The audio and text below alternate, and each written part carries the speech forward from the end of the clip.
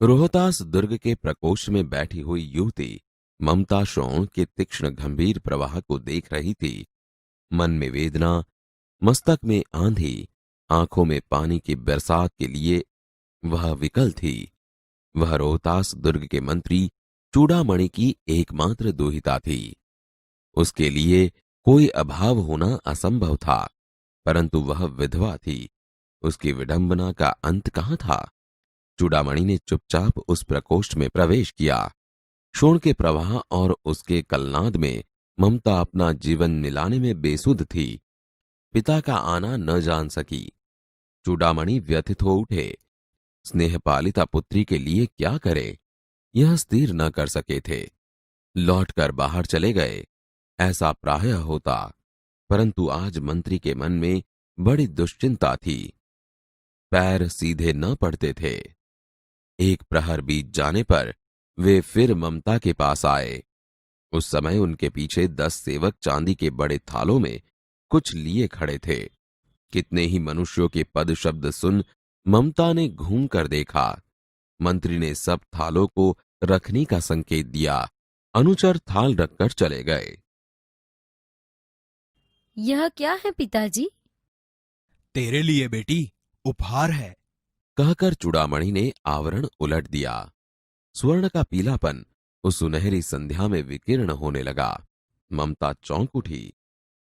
इतना स्वर्ण यह कहां से आया? चुप रहो ममता, यह तुम्हारे लिए है। तो क्या आपने शत्रु का उत्कोच स्वीकार कर लिया? पिताजी, यह अनर्थ है, अर्थ नहीं। लौटा दीजिए पिताजी। हम लोग ब्राह्मण हैं, इतना सोना लेकर क्या करेंगे? इस पतनोन्मुख प्राचीन सामंत वंश का अंत समीप है बेटी। किसी भी दिन शेर शाह रोहतास दुर्ग पर अधिकार कर सकता है। उस दिन मंत्रित्व न रहेगा। तब के लिए बेटी। हे भगवान, विपद के लिए इतना आयोजन, परमपिता की इच्छा के विरुद्ध इतना साहस। पिताजी, क्या भीख न मिलेगी? क्या कोई हमें 2 मुट्ठी अन्न न देगा? यह असंभव है। फेंक दीजिए पिताजी, मैं कांप रही हूँ। इसकी चमक आंखों को अंधा बना रही है।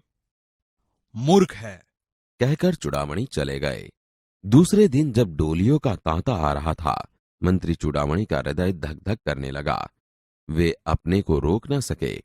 उन्होंने जाकर रोहतास दुर्ग के तोरण पर डोलियों का आवरण खुलवाना चाहा। यह महिलाओं का अपमान करना है। बात बढ़ गई। तलवारें खींची। मंत्री वहीं मारे गए। राजा रानी और कोष सब छली शेरशाह के हाथ पड़े। निकल गई ममता। डोली में भरे हुए पठान सैनिक दुर्ग भर में फैल गए, परंतु ममता न मिली। काशी के उत्तर में स्थित धर्मचक्र विहार मौर्य और गुप्त सम्राटों की कीर्ति का खंडहर था। खंडित शिखरों वाले भवन, तृण गुल्मों के ढके हुए प्राचीन और ईंटों के ढेर में बिखरी हुई भारतीय शिल्प की विभूति ग्रीष्म की चंद्रिका में स्वयं को शीतल कर रही थी। जहां गौतम का उपदेश ग्रहण करने के लिए पंचवर्गीय भिक्षु पहले मिले थे, उसी स्तूप के भग्नावेश की मलिन छाया में एक झोंपड़ी के दीपालोक में एक स्त्री पाठ कर रही थी।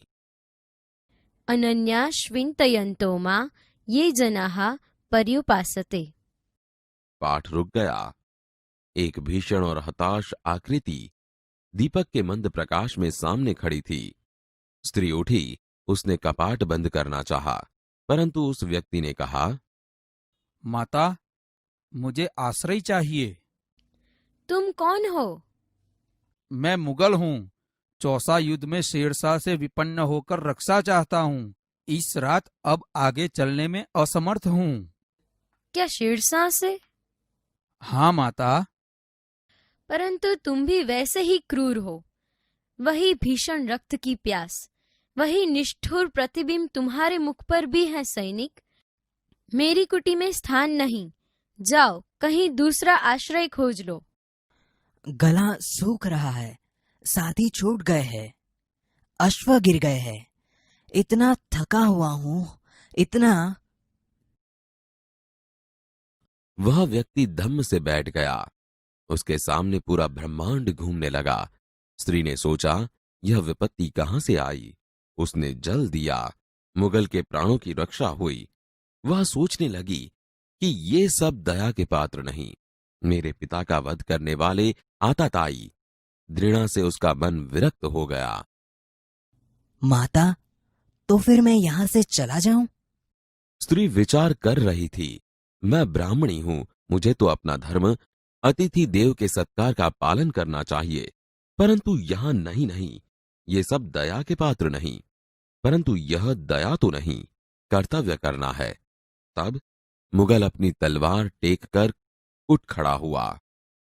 क्या आश्चर्य है कि तुम भी छल न करो। ठहरो। छल नहीं, तब नहीं। स्त्री, जाता हूं। तैमूर का वंशधर स्त्री से छल करेगा? जाता हूं, भाग्य का खेल है। यहाँ कौन दुर्ग है? यही झोपड़ी ना? जो चाहे ले लो, मुझे तो अपना कर्तव्य निभाना पड़ेगा। जाओ भीतर थके हुए पथिक, तुम चाहे कोई भी हो, मैं तुम्हें आश्रय देती हूँ। सब अपना धर्म छोड़ दे तो क्या मैं भी छोड़ दूं? मुगल ने चंद्रमा के मंद प्रकाश में वह महिमामय मुखमंडल देखा। उसने मन ही मन नमस्कार किया। ममता पास की टूटी दीवारों में चली गई। भीतर थके पथिक ने झोपड़ी में विश्राम किया। प्रभात में खंडहर की संधि से ममता ने देखा, सैकड़ों अश्वारोही उस प्रांत में घूम रहे हैं। वह अपनी मूर्खता पर स्वयं को कोसने लगी। मिर्जा, मैं यहाँ हूं। शब्द सुनते ही प्रसन्नता की चित्कार ध्वनि से वह प्रांत गूंज उठा। ममता अधिक भयभीत हुई। वह स्त्री कहाँ है? उसे खोज निकालो। ममता छिपने के लिए अधिक सचेष्ट हुई। वह मृगदाव में चली गई। दिन भर उसमें से न निकली। संध्या हो गई। वे लोग जाने लगे। ममता ने सुना पथिक घोड़े पर सवार होते हुए कह रहा था, मिर्जा, उस स्त्री को मैं कुछ दे न सका। उसका घर बनवा देना, क्योंकि मैंने विपत्ति में यह विश्राम पाया था। यह स्थान भूलना मत। इसके बाद वे वहां से चले गए। चौसा के मुगल पठान युद्ध को बहुत दिन बीत गए। ममता अब 70 वर्ष की वृद्धा है।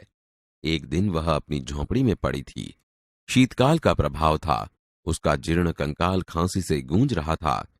ममता की सेवा के लिए गांव की 2-3 स्त्रियां घेर कर बैठी थी, क्योंकि ममता आजीवन सबके सुख दुख की सहभागिनी रही थी। ममता ने जल पीना चाहा। एक स्त्री ने सीपी से जल पिलाया।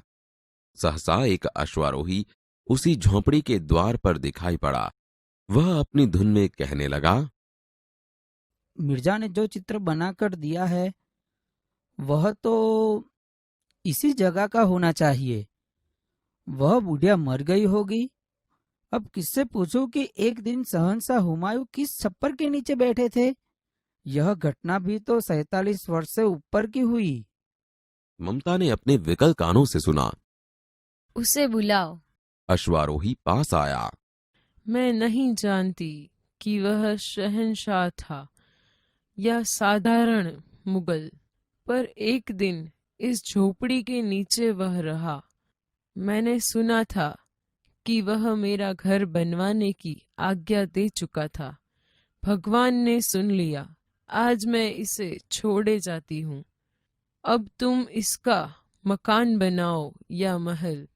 मैं अपने चिर विश्राम गृह में जाती हूँ। बुढ़िया के प्राण पखेरु उड़ गए। वह अश्वारोही अवाक खड़ा रह गया। वहां अष्टकोण मंदिर बना और उस पर शिलालेख लगाया गया। 7 देश के नरेश हुमायूं ने एक दिन यहां विश्राम किया था। उनके पुत्र अकबर ने उनकी स्मृति में यह विशाल गगनचुंबी मंदिर बनवाया, पर उसमें ममता का कहीं नाम न था।